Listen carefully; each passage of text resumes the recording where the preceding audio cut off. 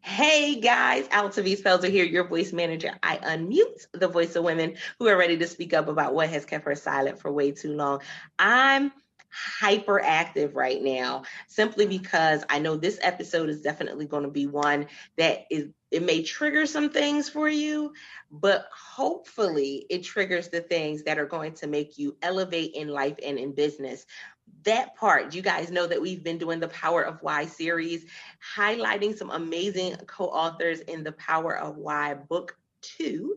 And guess what? It has not stopped. I want to make sure that you are getting this information and I want to hear your feedback. So join the conversation, bit.ly/World Voice Community. We would love to hear how this particular episode resonates with you. And then if not there, then we want to see or get a review from you on one of your favorite podcasting platforms. With that being said, hello, Elizabeth. How are you? Hey, I'm so glad to be here. I am exceptionally well. I am just scattered, smothered, and covered in blessings like hash browns at Waffle House. Yeah, y'all, I'm from the South. I can't help it. Here we go. If you don't have a Waffle House, we apologize in advance, but it's okay. We'll send you some. Send us a message. And go out and search for Hash Brown's Waffle House, and you'll find out what we're talking about. They have their own language about how they do hash browns. Yeah, and I'm great. Thank you so much for inviting me on. Oh, my pleasure, my pleasure. And I know that this is going to be a power-packed episode because when it comes to trauma often is the driving force for our why. And so before we even dive into today's topic, Elizabeth, tell the audience a little bit about yourself and then we'll dive in. Oh, mercy. I was just saying that when I moved to Nashville in 1979, I know that's before y'all were even thought about, some of you, I repaired Oprah Winfrey's shoes. I was a shoemaker, and I came here running from where I'd grown up because I'd burned every bridge I had. A lot of trauma, so a lot of it. If you grow up in an environment, whether it's structural or relational trauma or natural disasters that are traumatic or accidents or whatever, if you grow up with that kind of energetic process going on, you tend to call a lot of it to you. You can't help it. You don't mean it. But it's like a pattern that gets set. And I had done a lot of that and needed to change everything. And so I did. I came here as a shoemaker. I'm now an adjunct instructor in psychiatry at Georgetown University, but I'm not a clinician.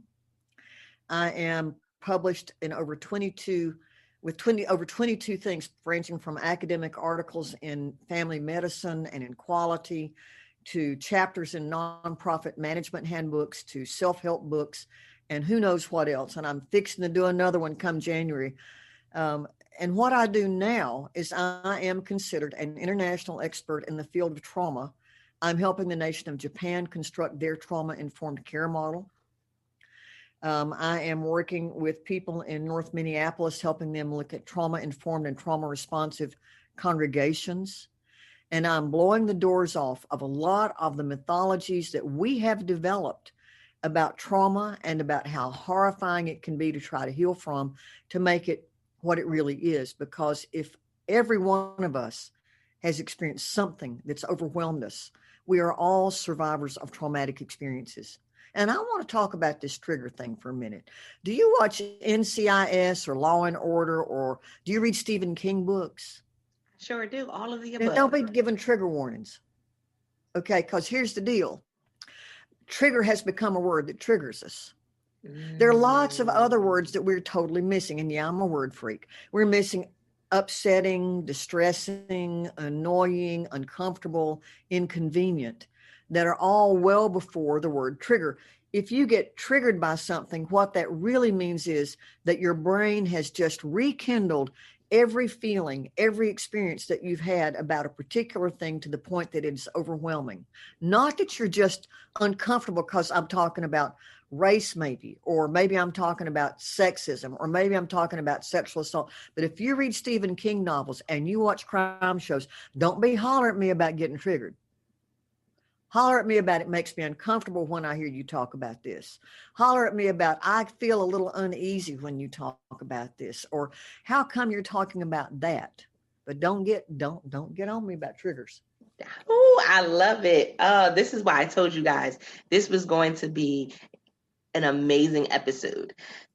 One of the things that I've often said to clients, to fellow entrepreneurs, to just people that I know, is that when you look at your life, the things in your past can either be a stepping stone, a stumbling block, or a springboard. But the biggest piece of it is that it's your choice. And I want to make a note about that. Stepping stone, stumbling block, or what Or else? springboard. Springboard. Those are good. Let me tell you that for almost all of us, the things that overwhelm us in childhood. And by the way, y'all, I want you to be real clear. All this talk about the ACEs, and if you don't know the ACEs study, it's great. It shows us that these 9 particular or 11 particular adverse childhood experiences cause lifelong challenges with health for all of us. For example, if you've got one of them, you're part of a population that has a 200% higher incidence of chronic obstructive pulmonary disease. Now, because the guys doing the research just looked at only 9, and that's good for research, but man, everybody's gotten on it like a duck on a June bug. ACEs is all you hear. And I'm big on the ACEs, don't get me wrong. But all the things that happened to me that shaped my life, that were my stumbling blocks well into my 30s and 40s, started with things that were very innocuous. We moved a lot because of my dad's work in the early 50s. Back then, guys got out of the service, they got jobs, they moved around. Then my dad got sick and died before he was 30 years old. Then I had an orthopedic disability that tossed me to the floor unexpectedly, even now. There's no perpetrator here. There's no perpetrator. And we forget that things can overwhelm us to the point of running our lives without there being a perpetrator. We've always got to have a bad guy. And a lot of times there's not one. I'm just saying.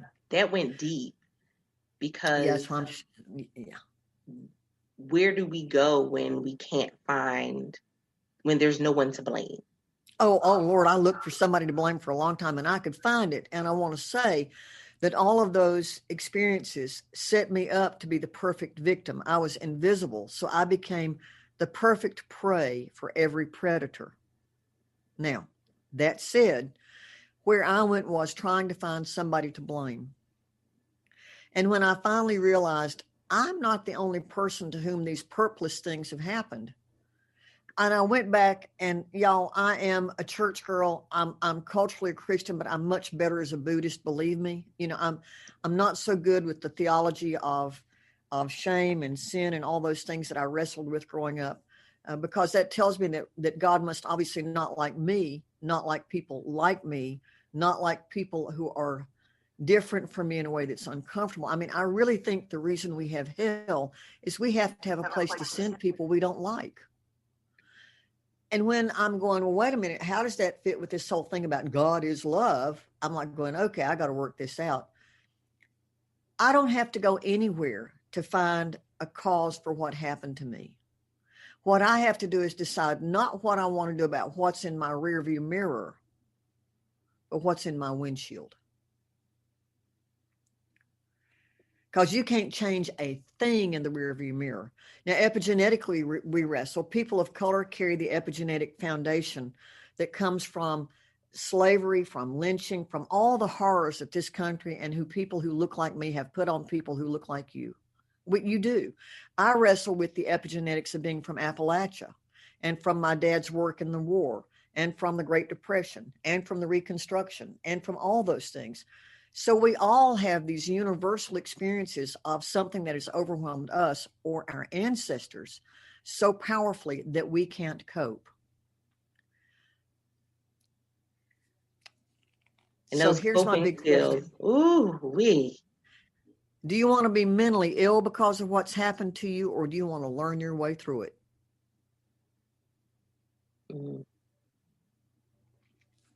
Definitely a necessary decision that we have to make, especially, and I want to say this is really important even now, because we're at a pivotal moment to where making that decision, that distinctive decision, I'm going to be deliberate about focusing more what's on the other side of the windshield than what's in the rear view mirror.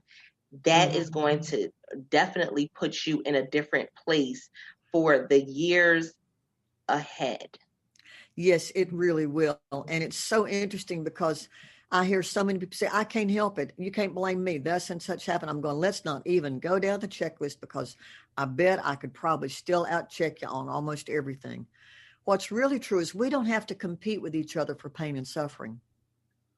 And we don't have to compete with each other for healing. Here's where I want to take you all. I'm going to take you through why I'm saying these things with such pride and strength. If you look at the tools that people are teaching children in the school system, it's called social emotional learning. And they always have clinicians or social workers or school psychologists teaching, and frankly, they shouldn't. The skills in social emotional learning are self-awareness, self-regulation, social awareness, relationship skills, empathy, and decision-making. Okay, that's nice. If you're lucky, you'll learn those at home, but your parents can't teach you, or your caregivers, or your bigger family, depending on the kind of culture and construct you live in. They can't teach you those things if they don't know them. And let me assure you, people where I come from don't smile. People where I come from look like this. And let me just explain. It looks like I'm nursing dill pickles with this face. Doesn't it? It's a really flat face, because if you see what I feel, you might take advantage of me. And so we have that mask that we drop and keep. All right. So learning all those 5 things from social emotional learning stuff. Okay, that's nice. And if your people can't teach it, you can't learn it.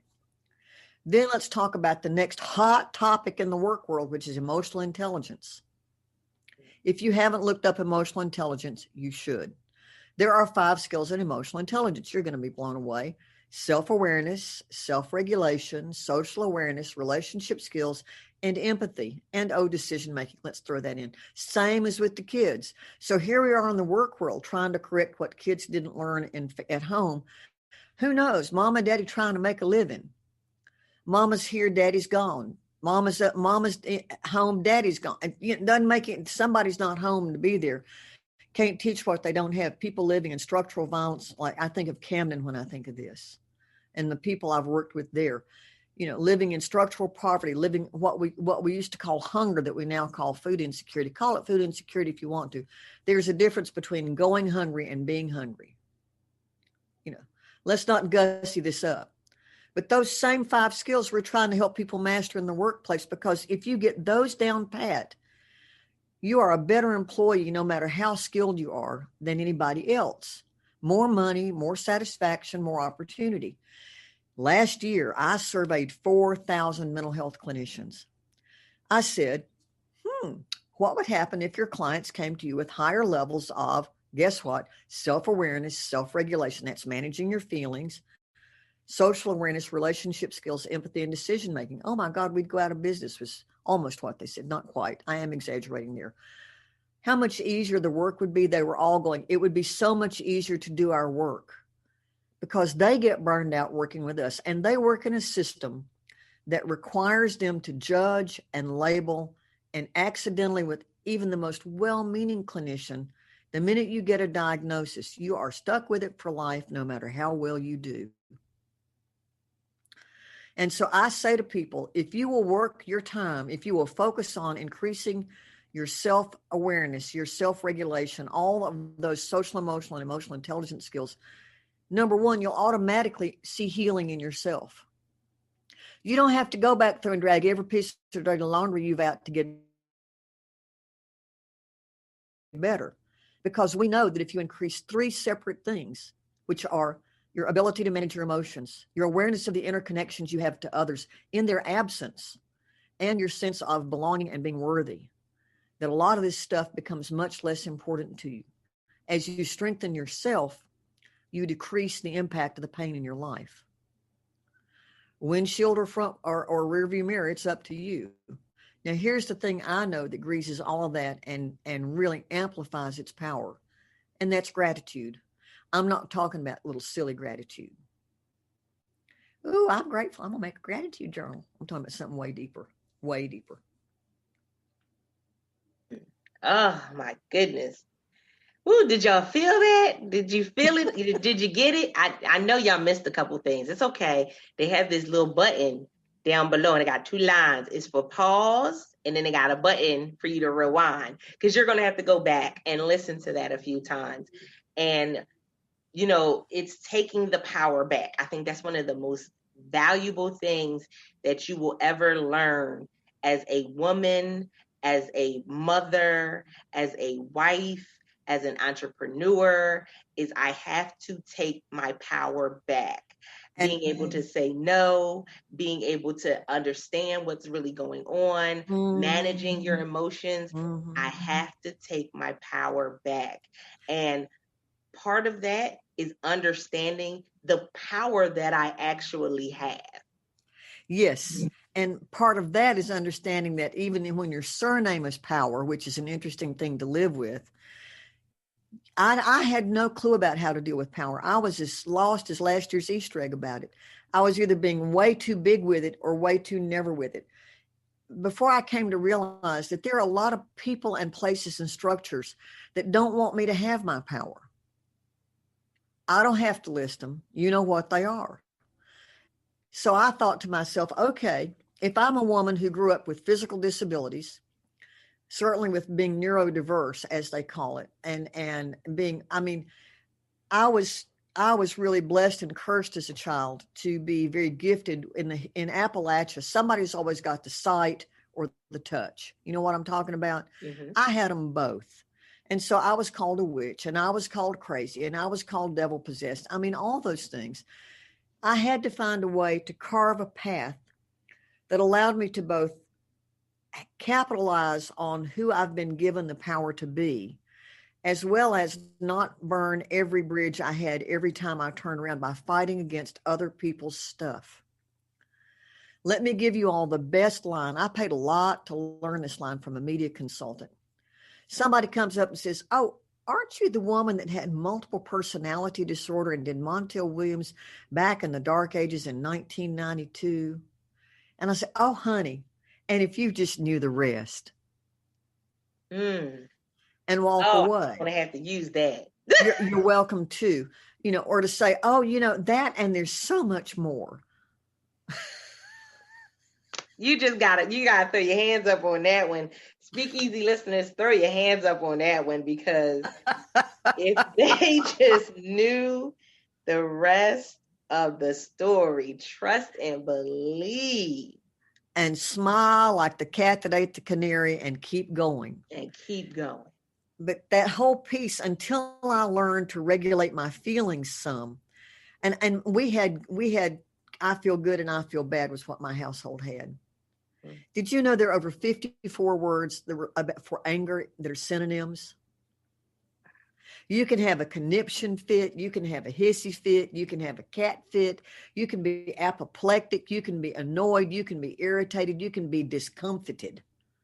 But if you don't know the words, you don't have any way. I mean, you're stuck with chocolate and vanilla ice cream. Baskin Robbins has 31 flavors because, yeah. And so learning the names of more feelings and learning what they feel like. And you don't have to pay a therapist for that. You don't have to pay a therapist for that. I mean, there are things you should pay a therapist for, don't get me wrong. But there's so much racism and sexism built into the system of mental health care that I made a decision early on that while I've done therapy and it was helpful to me, some of it wasn't, that I wanted to help people move beyond the limitations they can move beyond by themselves without therapy, to help us get what we missed because stuff was going on in our families and in our lives and in our culture. That way we can do the work that only a clinician can help us do with a clinician, and we can do all the other work ourselves. I love ourselves. Oh my goodness. I earlier this year had the pleasure of interviewing Howard Ross, the diversity trainer that was doing the trainings for the White House. And yes, I absolutely loved it. And just hearing his backstory and hearing, Mm-hmm. how it was when we think of when one of the things that I want you guys to understand throughout this is that when we have the power of why, you become an advocate. That's Yes. what your power of why it pushes you in that direction of being an advocate for whatever you've been through, for whatever you've endured. And here's the thing, being the advocate does not mean that you're 100% far removed from it. It doesn't mean that everything is 100% going right for you. It just means that there's some part of the process that you've overcome that you can go back and show somebody how to heal that part. You have the scab and somebody else has the fresh wound, and you're able to go back and say, this is what I did to heal. Absolutely. And you don't have to listen to people's stories to do that. I mean, and now y'all don't get all bunched up on me. Mm-hmm. I went to a meeting about 3 weeks ago, and this woman came up to me. I hadn't met her, never saw her before in my life, didn't know her from Adam's house cat. And she says to me, "You're Elizabeth Power." I said, "Yes, ma'am." She said, "Aren't you the one who works with trauma?" I said, "Yeah, I educate people around the world." And automatically said, "Oh, let me tell you about my husband. He beat me. He did the," and I'm going, wait. You Yeah. clearly have me confused for somebody I'm not. You don't know me well enough to tell me that story. And she said, "Why not? I thought I was supposed to tell my story." "Well, you might be, but not to every Tom, Dick, and Harry you meet on the street, or Susie, Sally, and Shamika. But if you engage, our influences tell us we should tell everything all the time. Why? Why? It doesn't make us get any better. It may take us out of the shame until people start turning left as soon as we show up. Yeah. Because all that does, and I'm going to talk about the fellow you met at the White House because diversity is a cool thing. You may not realize it, but if we quit stigmatizing each other, judging each other defective because we're different, we wouldn't have to manage diversity in the first place.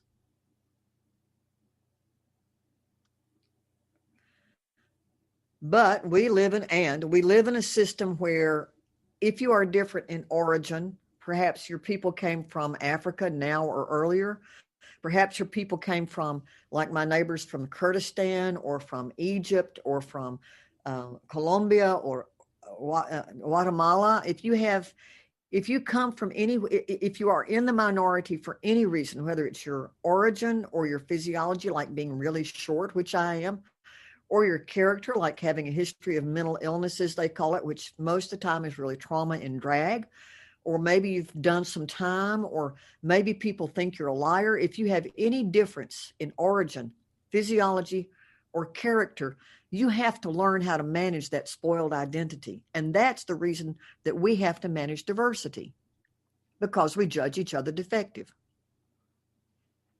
So that's one of the reasons that when you sit back and you realize everybody's been through something so overwhelming that it's just stopped them in their tracks for a while, that's what makes it traumatic. That when you begin to look at things through a different lens, you don't have to wear the victim and the survivor shield and armor so long. You can say, I am whole. I was whole to start with. I may have been victimized, but I'm not a victim. And when you begin to look at blessing and gratitude is a form of blessing. And I speak now in the sense of in the traditional Afrocentric and Native American and Jewish and Christian world, blessing is about receiving those good things, seeing the good things that you already have. My friends in South Africa talk about God and the ancestors blessing them. Well, the ancestors are invisible. They're gone. They went before us. But if we believe that our ancestors still live on to guide and guard through the other side, they're still blessing us. If you were an observant Jew, you might be blessing, I think it's 104 times a day. If you are a Christian, you will be blessing as often as you can bless to bless God so that you get blessed. Although I don't think it's like a candy bar Jesus is biting, take everything is fine, and we can't just order pizza for Jesus and say, Jesus, bring, this, and this, and this, and this. It doesn't work that way. But let me talk to you about how powerful blessing is and gratitude. In the Hawaiian community, there's a concept called malama aina. It means to care for the land so that the land cares for you. I live on about a third of an acre in Nashville, in an old working class neighborhood that I love. And about three weeks ago, I pulled over 200 pounds of sweet potatoes out of the soil behind my house from my garden in 5 raised beds. And I blessed that soil, and I thanked it for yielding those sweet potatoes. And I thanked the sweet potatoes for growing. By the way, you can eat sweet potato leaves like any other green. They're really good. All I do with that land is I work to nurture my soil. I bless my soil. I thank my soil. I feed my soil. I thank it for growing. I thank it for producing. I thank it for bringing me life. I thank it for having the creatures that the birds eat and that the other creatures eat.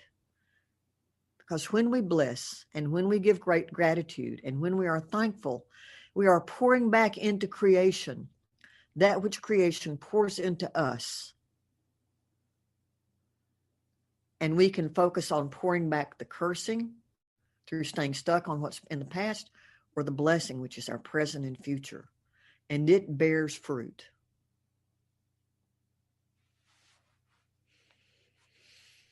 Oh, that's the part right there, bearing fruit. Oh, man, this episode, guys, has been absolutely amazing. I love the topic.